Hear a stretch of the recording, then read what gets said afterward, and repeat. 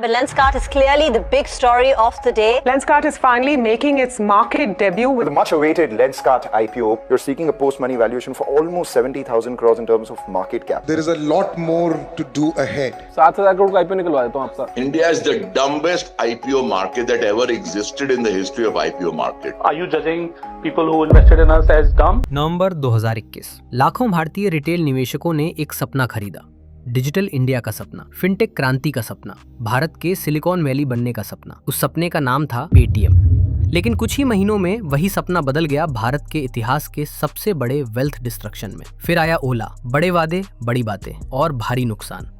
और अब मार्केट तैयार हो रही है अगली लहर के लिए। लेंसकार्ट बोट, नए चेहरे, नया शोर, नए बज़वर्ड्स। लेकिन सवाल वही पुराना है, क्या भारतीय टेक आईपीओस कंपनियां बनाने के लिए होते हैं या चुपचाप अर्ली इन्वेस्टर्स को एग्जिट देने के लिए?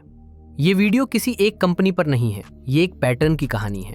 हमें बताया जाता है आईपीओ का मतलब है ग्रोथ कैपिटल, कि कंपनी पब्लिक होती है ताकि वो एक्सपैंड करे, इनोवेट करे, स्केल करे। लेकिन जरा स्ट्रक्चर देखिए, कई टेक आईपीओ में बड़ा हिस्सा होता है ऑफर फॉर सेल। मतलब क्या? मतलब VCs, private equity, early investors अपना स्टेक बेचकर कैश आउट कर रहे हैं। और रिटेल निवेशक वो एंट्री लेते हैं तब जब रिस्क सबसे कम हो चुका होता है लेकिन वैल्यूएशन सबसे ज्यादा होती है। ये ग्रोथ इन्वेस्टिंग नहीं है, ये है किसी और का एग्जिट खरीदना। लेंसकार्ट और बोट से पहले हमें इतिहास से सीखना होगा। पेटीएम का आईपीओ फ्यूचर प्रॉफिट्स के सपनों पर प्राइस किया गया था। लॉसेस को कहा गया इन्वेस्टमेंट, कैश बर्न को कहा गया मार्केट कैप्चर। लेकिन पब्लिक मार्केट्स कहानियां नहीं खरीदते, वो खरीदते हैं कैश फ्लोज। ओला की कहानी भी कुछ ऐसी ही थी। बहुत बड़ा market, charismatic founder, India Tesla जैसे कंपैरिजंस। लेकिन रियलिटी, मार्जिन्स कमजोर, कंपटीशन ब्रूटल, प्रॉफिटेबिलिटी बहुत दूर। और कीमत किसने चुकाई? रिटेल इन्वेस्टर्स ने, धीरे धीरे, खामोशी से, दर्दनाक तरीके से। अब बात करते हैं नए सितारों की। लेंसकार्ट, स्ट्रॉन्ग ब्रांड, तेज revenue growth, aggressive store expansion. लेकिन सवाल पूछना जरूरी है, आईवेयर रिटेल में मार्जिन्स कितने सस्टेनेबल हैं? फिजिकल स्टोर्स को स्केल करने में कितना कैपिटल जलता है? और सबसे अहम सवाल, फ्री कैश फ्लो कब आएगा? अब बोट, ब्रांडिंग और इन्फ्लुएंसर मार्केटिंग की मास्टर क्लास। लेकिन अंदर झांकिए, बोट काम करता है।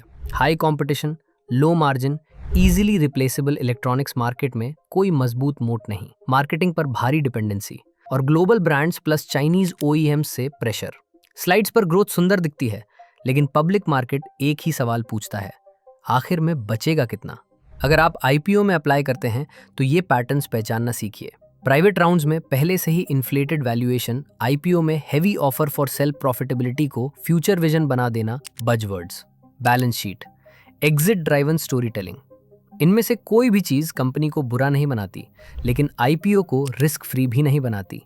क्योंकि जब ग्रोथ धीमी होती है, और वो हमेशा होती है, वैल्यूएशन कोलैप्स ब्रूटल होता है। रिटेल इन्वेस्टर्स को एग्जिट नहीं मिलता, उन्हें मिलता है वॉलेटिलिटी। अब वो सच जो कोई इन्वेस्टमेंट बैंकर नहीं बताएगा। भारत का टेक आईपीओ बूम सिर्फ कंपनियां बनाने की कहानी नहीं है, ये है रिस्क ट्रांसफर। स्टार्टअप के सबसे रिस्की साल वीसीज एब्जॉर्ब करते हैं और आईपीओ के वक्त वही रिस्क क्वाइटली पब्लिक पर डाल दिया जाता है। रिटेल इन्वेस्टर कहानी की शुरुआत में नहीं आता, वो आता है सबसे महंगे चैप्टर में। इसका मतलब ये नहीं कि हर टेक आईपीओ फेल होगा, कुछ शानदार सफल भी होंगे। लेकिन पब्लिक मार्केट में सक्सेस फाउंडर करिश्मा से नहीं आती, इंस्टाग्राम हाइप से नहीं आती, वो आती है सस्टेनेबल मार्जिन से, प्रेडिक्टेबल कैश फ्लोज से और डिसिप्लिन से, नैरेटिव से नहीं। तो अगली बार आईपीओ का अप्लाई बटन दबाने से पहले खुद से एक सवाल पूछिए, आप किसी बिजनेस में निवेश कर रहे हैं या किसी और का एग्जिट फंड कर रहे हैं?